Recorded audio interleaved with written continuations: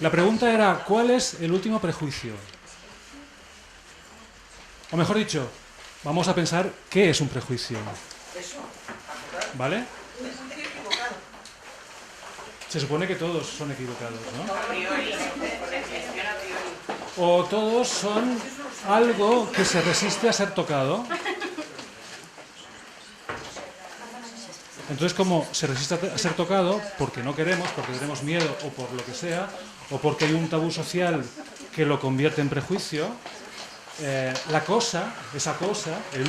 última cosa, se nos resiste. No es porque ella se resista, sino la cultura ha creado una resistencia con respecto a esa cosa. ¿Vale? ¿Se entiende bien la idea?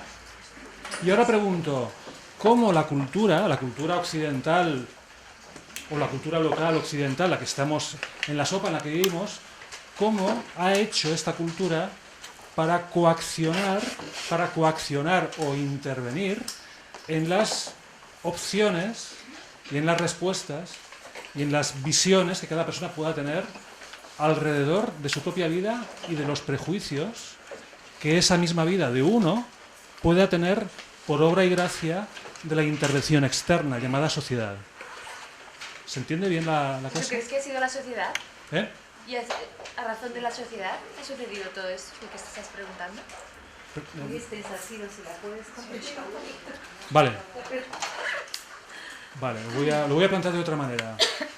Llega un momento en que el mundo, mejor dicho, la tecnología creada por el humano, hace posible que se descubra Urano, que se descubra Neptuno, que se descubra Plutón. Dirás, la astronomía y la astrología han evolucionado supuestamente gracias a los descubrimientos tecnológicos que provocan, que nos mueven a entender que el mundo o el cosmos o el sistema solar, por lo menos, es más amplio y tiene más habitantes que los que se pensaba. Al mismo tiempo, y en paralelo, si hiciésemos una transversalización histórica, cada hecho astronómico nuevo, descubrimiento de Urano, de Neptuno, de Plutón, por ejemplo, coincide con hechos sociales que parece que todo esté bailando con la misma música. Cuando se descubre Urano pasan una serie de cosas, casualmente, cuando se descubre Neptuno pasan una serie de cosas, cuando se descubre Plutón pasan una serie de cosas. Y de aquí entendemos que el mundo, no solamente el mundo celeste, se va haciendo más complejo en la medida en que lo vamos descubriendo, sino que también el mundo social se hace más complejo en paralelo. Por tanto, la sociedad hoy en día tiene mecanismos muy sutiles para intervenir en la vida de las personas sin que las personas se den cuenta. Es decir, la sociedad, que es más que la suma de los individuos, ha generado un montaje tan complejo y tan poderoso que incluso nuestros propios pensamientos están intervenidos por el devenir de la sociedad. Y, por ejemplo, si una sociedad genera una puerta abierta, las personas pasamos por la puerta abierta. Y si la sociedad tiene todavía puertas que están cerradas, nosotros no osaremos pasar por esa puerta. ¿Se entiende bien la idea? Por ejemplo, un prejuicio sería, y aquí se ha dicho antes, con el tema del karma, si suicidarse puede generar karma. Y yo voy a preguntar, ¿y no será que el suicidio es un derecho a conquistar todavía?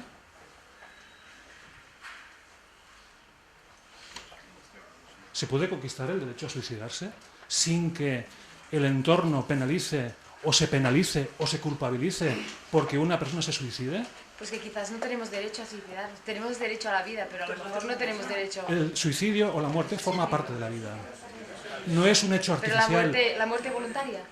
Claro, es decir, si una persona en su voluntad para comunicarse con otra que tiene a dos calles utiliza una tableta, que es una invención humana, ¿por qué no inventar un nuevo código que permita una transición, un traspaso de una dimensión material a una inmaterial sin que no haya ningún lastre, o el menor lastre posible, el menor lastre emocional y kármico posible? O sea que de alguna forma aquello que genera karma puede ser debido a un choque. Pero es que se suicida deja lastre. Y normalmente la Pues persona deja que lastre se deja lastre porque lo que hay alrededor de la muerte, educacionalmente, tenemos un gran punto débil, un punto ciego. O sea, no lo hemos encajado. Mata a un marido o una mujer, se preguntan 20 años por qué lo ha hecho, deja un lastre. Vale, entonces, Si se muere de accidente, el propósito que yo tengo con esta conferencia no es animaros a que os suicidéis, Pero es que las ni personas animar equilibradas tampoco a no se abortar, suicidan, ¿no? si se da el caso. Es decir, que hay una consigna y entonces el tema es cómo cuestionar si aquellas cosas que yo digo que no están bien, es igual que sea el aborto o el suicidio, tanto da. Esas cosas que yo creo o yo prejuzgo que están mal, ¿hasta qué punto lo he creado yo? ¿O hasta qué punto es una intromisión, una capilarización, un tentáculo que la sociedad y la historia de la sociedad generan en mi inconsciente, que me hace que algo que yo podría vivir perfectamente bien, lo viva mal? O mejor dicho, no es que lo viva mal, es que no me atrevo ni a vivirlo. Es que son conceptos religiosos. Bueno, claro. El budismo Bueno, pero es que el budismo también es transgredible, ¿eh? el cristianismo igual. Vale, claro. Es decir, que unas cosas estén apoyadas por una religión y otras cosas no estén apoyadas por otra religión y se contradigan entre sí, a lo que nos remite es que ¿dónde está la conciencia individual? Es lo más difícil de conquistar. A la que una persona se plantea por primera vez en su vida si existe la conciencia, justo al lado aparece un mercader que le vende una religión, con el cual ya no tiene que preocuparse de plantearse nada a nivel particular. Ya lo hace una religión, un sistema de pensamiento, lo que sea, una filosofía o una estructura que la sociedad ha generado a través de la historia. Yo no tengo nada que objetar, pero las verdades últimas las marca uno, con su propia experiencia. ¿Quién va a marcar la verdad última de uno? ¿Alguien que no es uno? ¿Vale? ¿Sí? Bueno, pues esto sería Plutón. No hablo del suicidio, no hablo del aborto, hablo de que en cualquier circunstancia una persona está en plena potestad de indagar hasta las últimas consecuencias. Luego, otra cosa es que uno tenga miedo a sus propias últimas consecuencias. ¿Y de dónde nacería este miedo, entonces? Miedo a las últimas consecuencias de algo que uno puede hacer.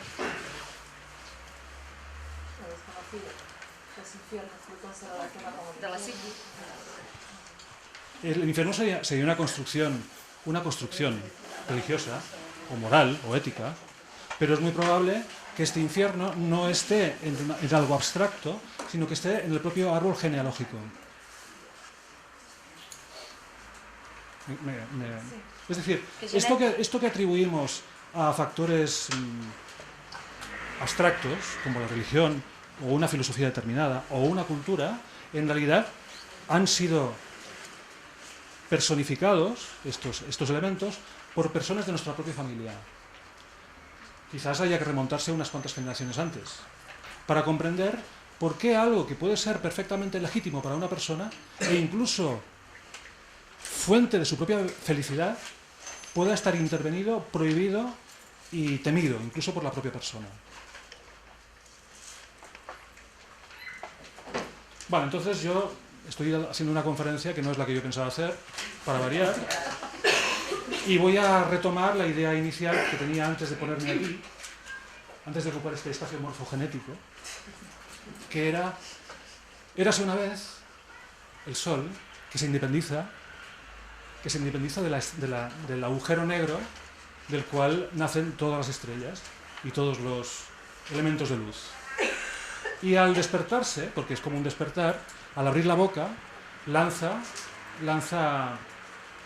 unos gargajos en forma material densa o en forma vaporosa, y de estos gargajos se forman los planetas que le dan vuelta.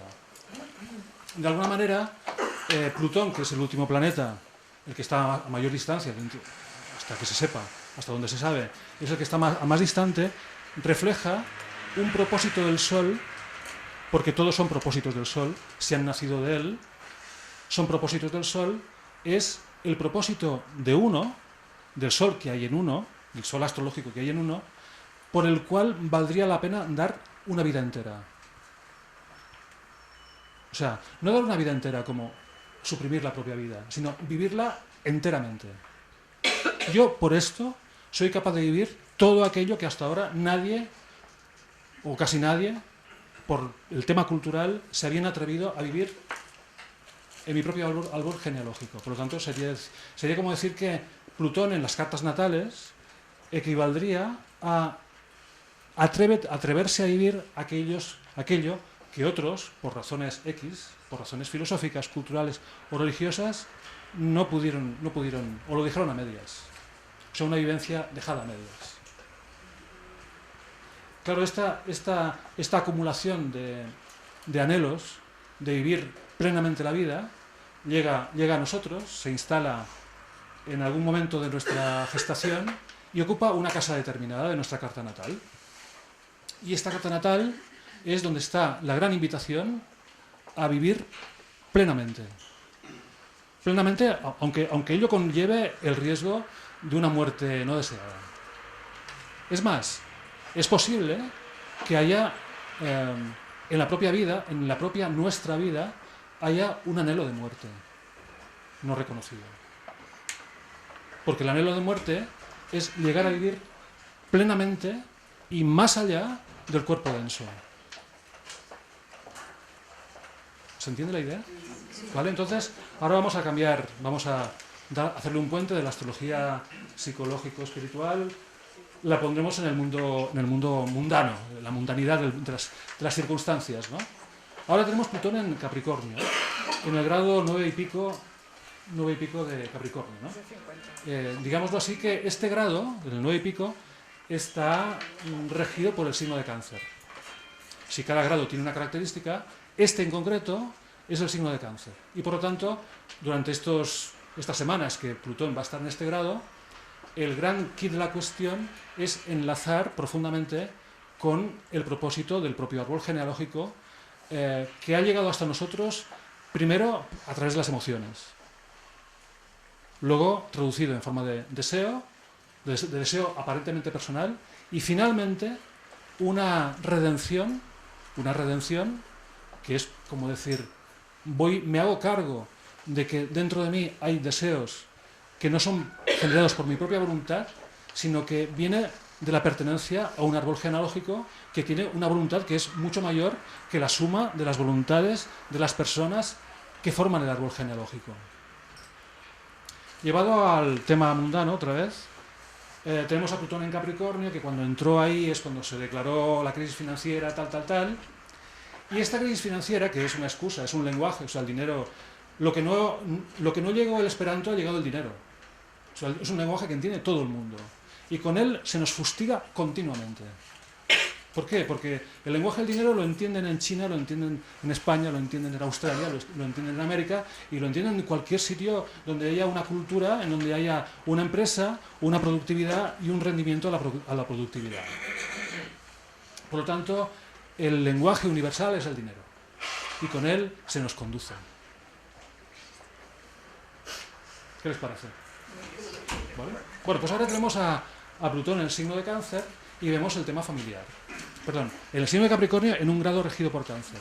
Se podría decir que en este aspecto, en este grado de Cáncer, es un grado maestro, nos damos cuenta de que el tema no es la economía, es la pertenencia a una cultura. Y la cultura es un paraguas al cual nos agarramos tanto si llueve como si no llueve. Porque somos personas necesitadas de protección. Y por obtener protección somos capaces de hacer lo que sea. Incluso de mantener nuestra vida a medias, solapada por prejuicios. ¿Cómo debe cambiar la religión? No, fuera todas las religiones, fuera todas. Fuera todas. O sea, si la religión es la capacidad que tiene una cultura para crear un sistema de conocimiento en el cual vincular el cosmos con el mundo interior, dices, ¿hace falta alguna religión para esto? En algún momento sí, cuando uno no está preparado para hacerlo bajo su propia responsabilidad, sí que es necesaria una religión, quizá. Pero habrá un momento en que es como el método, un método de trabajo. El método de trabajo sirve al principio, cuando no sabes de qué va la historia, pero cuando empiezas a desarrollar una intuición, el método de trabajo es una jaula de la cual hay que salir. Vale, o sea que estábamos en el tema del dinero, y nos encontramos con un efecto colateral de la cultura del dinero y de la gran burbuja, de las grandes burbujas que se han explotado y van a explotarse, porque el mundo humano es muy burbujil. Somos seres burbujeantes, continuamente. Si no es con una cosa, es con otra. Vale, entonces ahora llega Plutón, que es el gran petador de burbujas. Claro, a cada burbuja viene alguien y la peta. Y viene alguien que tiene que ser lo suficientemente afilado y pequeño como para que no te des cuenta de que va a petar una de tus burbujas. Porque si lo ves venir, no, la cuestión es que no lo veas venir.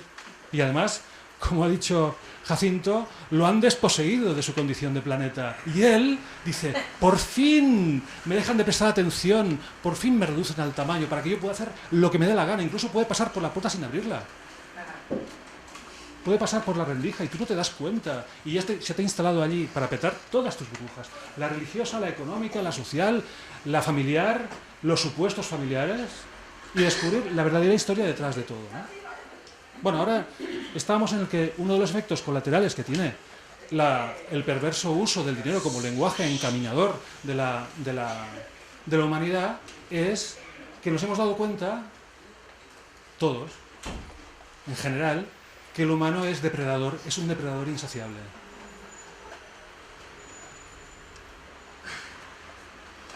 ¿Estáis de acuerdo con esto? O sea, ¿alguien podría cancelar una ambición?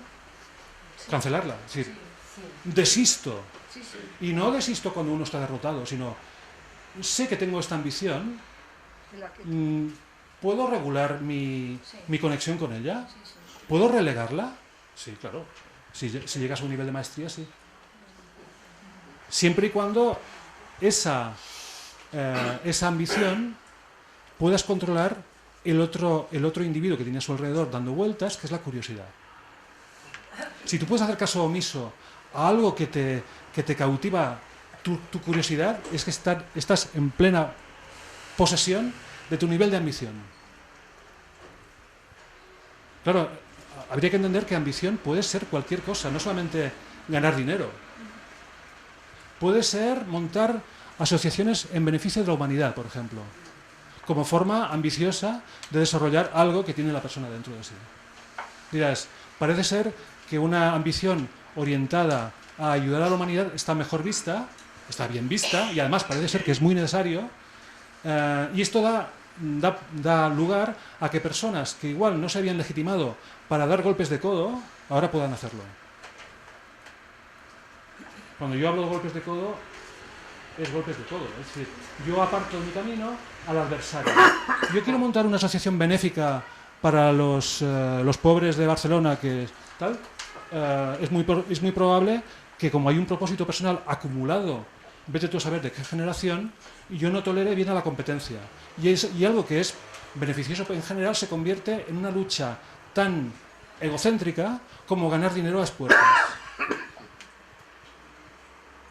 ¿Se entiende la idea? Es decir, normalmente la palabra ambición está relacionada con conseguir llegar arriba, mandar, tener mucho dinero, tener una gran influencia. No. La ambición puede ser cualquier cosa, incluso en el mundo espiritual. En este paso por Plutón en Capricornio, una de las cosas que más se está notando es que las personas que queremos llegar a más de lo que habíamos llegado. No soportamos estar neutralmente bien en nuestra incompletitud. ¿Se entiende bien esta palabra? ¿Puede uno vivir aceptando su imperfección y no llevándose las manos a la cabeza? ¿Puede uno sentirse vacío a medias, ser consciente de ello y soportarlo bien? ¿Y no tener la tentación de suplantar lo que le falta por llenar con una nueva ambición? ¿Se entiende bien esta idea? ¿Una persona puede dejar sus deberes a medias y sentirse equilibrado y armonizado con la vida? Claro, la vida en realidad es un conjunto de cosas incompletas, se están completando. Incluso el planeta Tierra dicen que no es un planeta que haya madurado del todo, porque todavía está haciendo su chup chup, ¿no? Como si estuviese haciendo un caldo y todavía no estuviese preparado, y por eso estamos todos muy telúricos, ¿no? Lo que tenemos a Plutón en Capricornio, entonces es la etapa en la que podemos observar hasta qué punto las ambiciones personales son imposibles de realizar, no porque haya un prejuicio, porque la gran ambición sería declinar de toda ambición. Imagínate a alguien que tiene una carrera muy prometedora en un negocio que es un pastel sabrosísimo. ¿A quién no le gusta un pastel? O sea, mejor dicho, ¿a quién no le gusta algo que le gusta? Parece un retruéca, ¿no? Pero es que vamos por ahí, ¿no? ¿Qué persona que le gusta algo, que le gusta aquello que le gusta, podría decir no? No.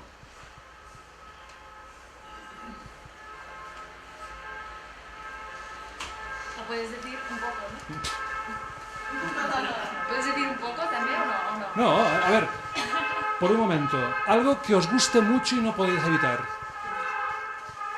Algo que os guste mucho y no podáis evitar. El trabajo, por ejemplo. Vale, eso es muy concreto. Vale, está bien. Una persona tiene una relación adictiva con el tabaco, ¿vale? Y dirá, en realidad podía dejar de fumar. Pero es fuerte la atracción por el tabaco. Digamos que hay cosas que podemos aceptar que son ambiciones negativas, si uno lo ve como tal, que es, por ejemplo, fumar ensucia los pulmones. Vale, entonces dejo de fumar y lo sustituí por otra cosa. Por ejemplo, o por hacer el bien a la humanidad y montarse películas, claro, bien. Una pregunta, no sé si la habrás dicho ya, pero ¿Plutón en Capricornio afecta a todos los signos? Todos Solo a Capricornio. tenemos Capricornio en algún lugar, ¿no? Entonces nos afecta a todos. Nos afecta a todos, claro. Sí. Y a todas.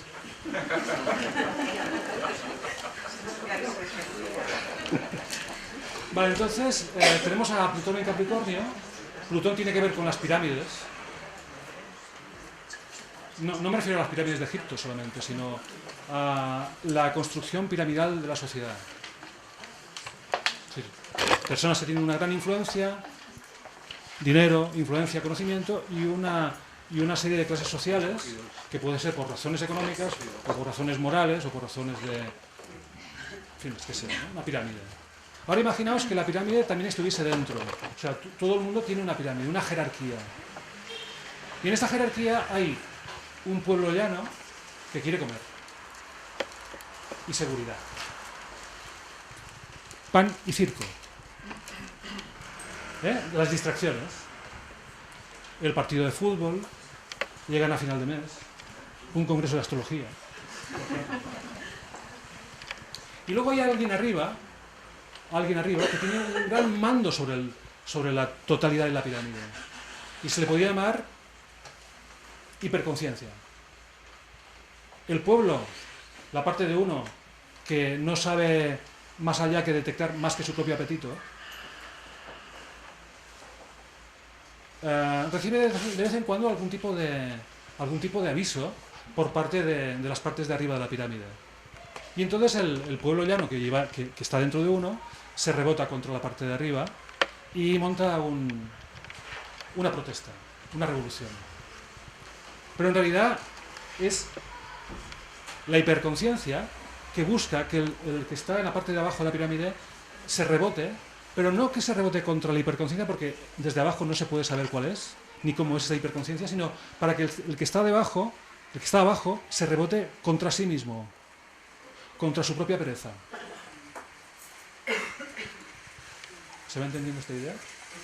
En la pirámide hay alguien que tiene muy claro qué es lo que quiere, y hay alguien que lo que quiere es algo normalito, llegar a final de mes, comer, pasar el rato, que la vida sea lo más suave posible, y sin darse cuenta de que si esta clase social que está en la parte baja, que es la que está soportando todo el peso de la pirámide y no se da cuenta del poder que tiene, si esta parte de aquí abajo fuese totalmente consciente de que la unión de propósitos puede hacer que toda una pirámide que nos puede parecer que es injusta se transforme, otro gallo cantaría. Bueno. Plutón en Capricornio. Está para todos. O sea, el gran reloj cósmico que nos indica cómo las características de las personas y de la sociedad van transformándose. Ahora hay tres agujas del reloj que son muy interesantes, ¿no? Que está Urano en Aries, que está Neptuno en Piscis y que está Plutón en Capricornio, ¿no? Entonces estas tres varitas nos están diciendo que hay tres tipologías, no tres personas, sino tres tipologías que están en nosotros, que se han activado a resultas de la entrada de Plutón en Capricornio, Neptuno en Piscis y Urano en Aries. Y entonces estas tres personas, o estos tres personajes son el emprendedor, ahora todo el mundo habla de la emprendeduría, ¿vale? Que es Urano en Aries, y otra forma, la otra cara de la moneda de Urano en Aries es, en catalán, se llama campi qui pugui, que en castellano es sálvese quien pueda, ¿vale? Entonces se dice emprender, conciencia social, empresas con conciencia, cooperativa, pero claro, esto sirve de cobertura del sálvese quien pueda en realidad. Y muchas personas que están en la sálvese quien pueda, con una serie de valores que parecen muy de izquierdas, en realidad su forma de actuar fuera de vista es campi qui pugui, o sea, sálvese quien pueda. El que tenga la idea clara, que vaya allá y no se espere que haya un pacto social que le permita llegar hasta allá. O llegas o no llegas, ya no es que hay alguien que te dé permiso, ¿vale? Luego el otro personaje sería Neptuno en Piscis, que sería el arrebato místico. O sea, el arrebato místico. O sea, llega, claro, como los dos han llegado más o menos a entrar en Piscis y en Capricornio prácticamente a la vez, uno detrás de otro, al mismo tiempo que estallaba la crisis financiera, material, aparece el contrapeso, que es, vamos a dar al humano, vamos a agudizar en el humano su lado místico para que resulte todo más suave, que es como la vaselina. O sea, Neptuno es el que pone la vaselina en los lugares de fricción. Claro, entonces dices, claro, por un lado se habla del despertar, hemos de despertar, que la trilateral Bilderberg y no sé qué, y no sé cuántos, que no nos engañen y tal, y al mismo tiempo el mismo sistema que nos lleva a hacer una crítica social de la pirámide social, luego también nos pone una vaselina para que podamos hacerlo suavemente. O para que no nos escueza la piel de tanto frotar, ¿no? O sea que estamos con Plutón en Capricornio, ¿no? Vale. Últimamente, yo quisiera tener aquí una pizarra, pero bueno, vamos a utilizar la mesa. Esta mesa marca una línea, o sea,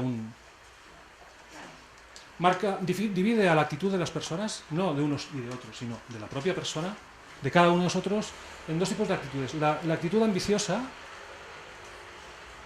sumada a lo de Urano en Aries y campi qui pugui, y la actitud frustrada. Claro, una pregunta que se puede hacer es, de todo lo que te mueve en la vida, o sea, de todo lo que te hace actuar en la vida, ¿qué parte es ambición y qué parte es frustración? ¿Se entiende bien la pregunta? Es decir, cuando uno acomete una nueva experiencia, quiere cambiar de trabajo, quiere mejorar en el trabajo, o en otros aspectos que pueden no tener nada que ver ni con la economía ni con el trabajo, la pregunta que yo me hago es, ¿hasta qué punto ese empuje que uno tiene, que muchas veces no lo genera la propia voluntad, sino que la voluntad se ve atrapada por un deseo, este deseo, ¿qué parte es ambición y qué parte es frustración? La misma, ¿no? Yo creo que el deseo ya ha superado la frustración, ha salido de ese estado aletargado. Bueno, para. Porque habría otra división que podemos hacer, gracias al comentario. La frustración puede generar depresión, o sea, estoy quemado, lo dejo todo, me encantaría seguir, pero lo dejo todo, ¿vale? O una dosis de mala leche, que no es violencia, sino que es a la próxima no se me escapa, ¿vale? Pero igual la cosa en sí no merece tanta energía de fondo. Imagínate una persona que ha tenido un fracaso de pareja y tiene en su fuero interno el anhelo de volver a intentarlo para que todo vaya bien, pero al mismo tiempo tiene el dolor del fracaso que ha experimentado con aquella relación que hubiese querido que funcionase y no funcionó. Cuando acometa esta experiencia nueva, cuando aparezca la persona, aparecerá el anhelo propio que atrae a las personas por su propia química, la ambición sana de unirse a otra persona, más todo el remanente inconsciente de frustración que está allí haciendo que la persona, pudiendo relajarse y tomarse la relación en su justa medida, ponga más caña que la que corresponde, sin darse cuenta, y estrangule la relación hasta matarla del todo. ¿Se entiende esta idea? Pero sin darse cuenta porque... Claro, es decir, si una persona hace algo por primera vez en su vida, como no tiene un referente anterior, consciente por lo menos, que le condicione su modo de actuación, seguramente llegará inocente o ingenuo. Y quizás acierte y vaya todo muy bien. Si aquello funciona mal, en su árbol cultural, en su esquema interior de condicionantes, el hecho de que hayas hecho algo que generó frustración, generó malestar y no se acaba de saber del todo por qué ocurrió, que esta es la cuestión. O sea, uno no puede pacificar algo que no entiende. Puede pacificarlo incondicionalmente, pero tarde o temprano tiene que entenderlo, porque si no el paso siguiente se va a dar en falso y se va a volver a repetir la misma historia. Entonces la cuestión sería, yo puedo hacer algo para que mi remanente de ambición propio, o sea, mi cultura, mis hechos han generado en mí, pero también a los que yo soy heredero, porque no olvidemos que Plutón es regente de Escorpio, que es un signo que tiene mucho que ver con las herencias. Es decir, una persona se plantea una relación de pareja y su actitud no es la más adecuada. Dirás, pero esta persona... y luego estudias lo que ocurrió con los abuelos o los bisabuelos y ahí entiendes por qué esta persona, aunque no sepa absolutamente nada de lo que ocurrió ahí, está condicionado por los actos de otras personas antes de uno. Con lo cual podemos hablar de que Plutón es un planeta no solamente transpersonal, porque nos afecta a todos en masa. Cuando entra en Capricornio, hace resonar todo lo capricorniano que hay en la sociedad. Por ejemplo, las élites de poder. Ahora hay un conflicto entre élites. El pueblo está invitado a participar en el follón, pero lo que hay es un relevo de una élite que va a caer, o que ya está cayendo, por una nueva élite más ecológica. Ecológica quiere decir que se va a utilizar el argumento ecologista para imponer una serie de cosas que antes se imponían de otra manera. Nada nuevo bajo el sol, en el fondo.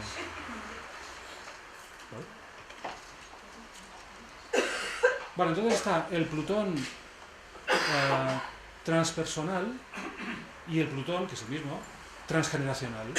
Que es decir, yo en mis actos no estoy solo, estoy acompañado de la sociedad, de las personas, de un marco social en el que hay cosas que están incluidas dentro del marco y cosas que están excluidas, los prejuicios colectivos, por ejemplo, pero también tengo en esta actitud, tengo a mis ancestros, que están influyendo sobre mí, tanto si los conozco, como si no los conozco, como si conozco su biografía o no tengo conocimiento de ella, ¿no?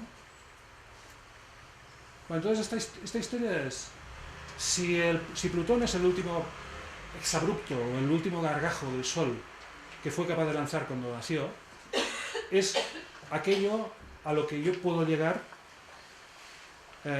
con la suficiente furia. Ya pongo una palabra nueva.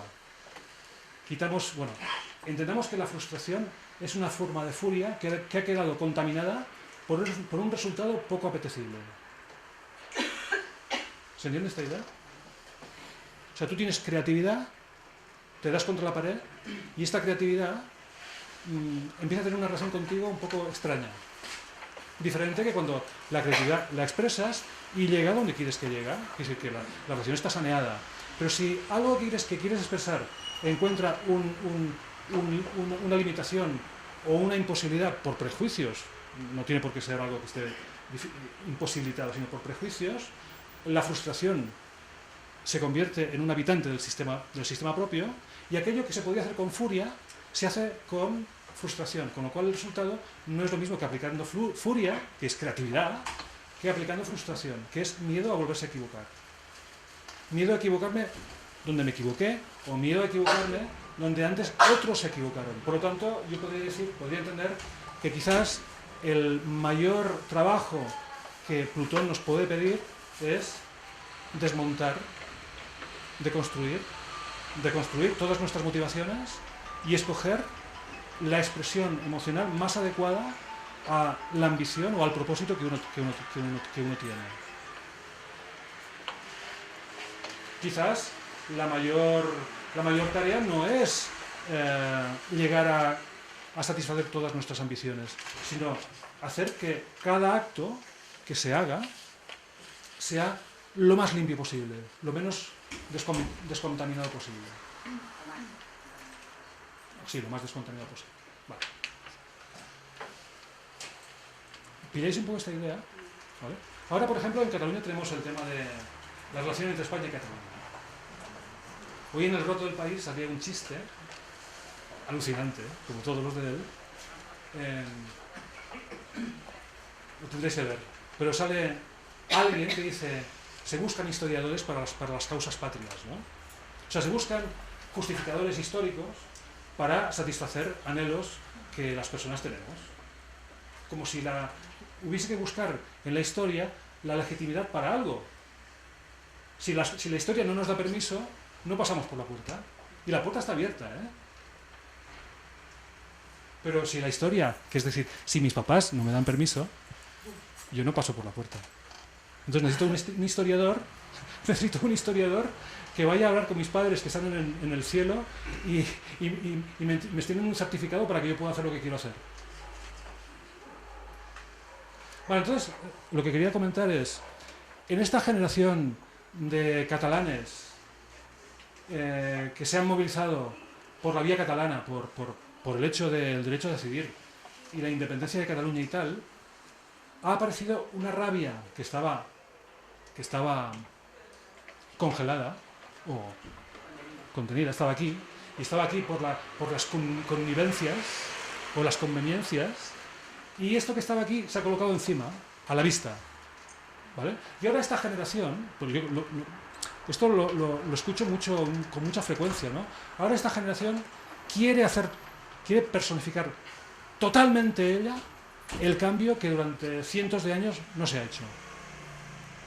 Dirás, esto es muy plutoniano, ¿no? Pero puede ser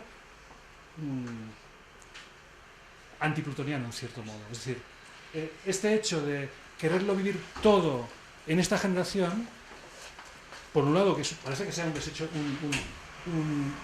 deseo legítimo. Pero, ¿y qué pasa?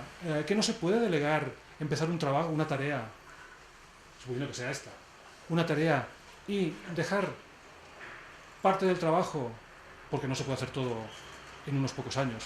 El humano vive muy poco tiempo, unos 80 años como promedio, y hay muchas tareas que uno quiere hacer porque las lleva dentro desde sus ancestros, que no se pueden realizar todas en esta vida, y hay que ser lo suficientemente generoso como para poder compartir con las siguientes generaciones estos valores, te gusten o no te gusten. Y esto enlazaría con Quirón, por ejemplo. Porque una de las consecuencias de que una generación haya querido darlo todo para los hijos, lo que generan los hijos es un síndrome de Quirón, que es un síndrome de indefensión. Es decir, cada generación tiene que tener su piedra para poderla pulir. Si la generación anterior se obstina en pulir toda la piedra que durante generaciones no se ha pulido, la siguiente generación no va a valorar lo que han hecho. Por lo tanto, los propósitos de Plutón, ya en la carta natal, no son encarnables en una generación, son transgeneracionales. Y muchas veces las personas tenemos muchísimas ganas de satisfacer un deseo. Y muchas veces este deseo no es satisfacible por una persona, sino por un equipo de personas que se van pasando el testimonio de generación en generación. Por lo tanto, el tema de Plutón es saber detectar dónde la autorrealización se ha vuelto obsesiva. Autorrealización se ha vuelto obsesiva. ¿Está en la carta natal marcado o puede estar así? Bueno, claro, tú puedes valorar Plutón donde lo tienes, y ahí hay un potencial obsesivo por la autorrealización. Puede haber aspectos de cuadratura y agudiza esa sensación. Puede haber más o menos aspectos, o sea, puede haber un Plutón poco aspectado o muy aspectado. Claro, eso es una conjunción múltiple. Vale, sí, claro, que se puede entender así. ¿Se entiende la idea? Es decir, hay algo que queremos realizar, en un momento dado una generación despierta la conciencia ante ese deseo, y este despertar de la conciencia, entre comillas, lo de despertar de la conciencia, en realidad es un despertar de la obsesión. Porque aquel propósito que ha llevado tanto tiempo en la reserva, o reprimido, o imposibilitado, no puede desarrollarse en una generación. Necesita de varias generaciones. Pero el egoísmo propio de las personas hace que aquello en lo que yo me estoy obsesionando, porque es algo que otros no hicieron, lo quiera yo encarnar totalmente en mi vida. Con lo cual, lo que va a ocurrir es que como no lo voy a poder encarnar, mi nivel de frustración no solamente no me voy a liberar de él, sino que va a ir creciendo. ¿Y puede darse una revolución? Bueno, la revolución... Sí, claro. ¿Por qué hay tantas colas en los ambulatorios? Si no hay de personas que quieren hacer la revolución.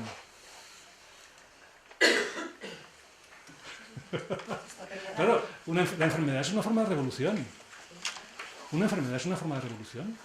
O sea, lo que no te has permitido decir en palabras, lo dice tu cuerpo, al despecho tuyo, al despecho de tu voluntad.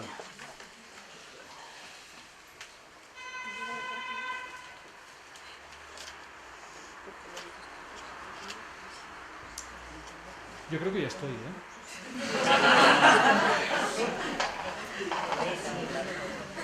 Pregunta. En el contexto de esta ambición desaforada que nos has descrito, ¿no ofrece alguna indicación de hacia dónde se dirige la vida del nativo? Pregunta hacia dónde se dirige en esta ambición la vida del nativo. Bueno, la vida del nativo está dentro de un contexto del momento presente. O sea, estamos la influencia de nuestros ancestros, el deseo de no volver a repetir sus errores y el deseo de entregar nuestra vida a nuestros hijos sin ningún error para evitarles lo que no ha sido evitado de nuestros padres a nosotros. Es decir, volveríamos a entrar es si lo que persigue el humano es factible de ser obtenido. Por eso yo antes comentaba, uno puede regular a voluntad su ambición cuando esta ambición tiene un fondo que contiene furia, frustración o como se le quiera llamar, heredada transgeneracionalmente. O sea, entonces la cuestión sería, ¿es posible que yo me pueda deshacer de todo aquello que no me corresponde realizar? Y en este caso, ¿cómo saber lo que me corresponde realizar de lo que no me corresponde realizar? Todo y apeteciéndome. Tela marinera. sea, de todo lo que me apetece, escojo una cosa y me consagro a ella. Eso sería el gran kit de la cuestión con el tema de Plutón. Pero si uno quiere comer todos los pasteles, porque a todos le apetecen, claro, vas a coger un empacho tremendo, ¿no? Y no vas a ir a ningún sitio. Vas a ir al bicarbonato directamente. ¿Eso puede crear enfermedad, esta ambición desmedida? Bueno, es que la ambición desmedida es una enfermedad. Pero entonces Plutón puede crear enfermedad cuando se pone en funcionamiento, ¿o qué? Está siempre en funcionamiento. Ya lo sé, pero digo... Se cuela por las rendijas. En 9 grados de Plutón, de Capricornio, ¿puede sí. crear enfermedad? Ahora hay que mirar tu carta, a ver cómo está. No, si yo no soy capricorniana. No importa. No lo reconoces, pero lo llevas dentro. Vale.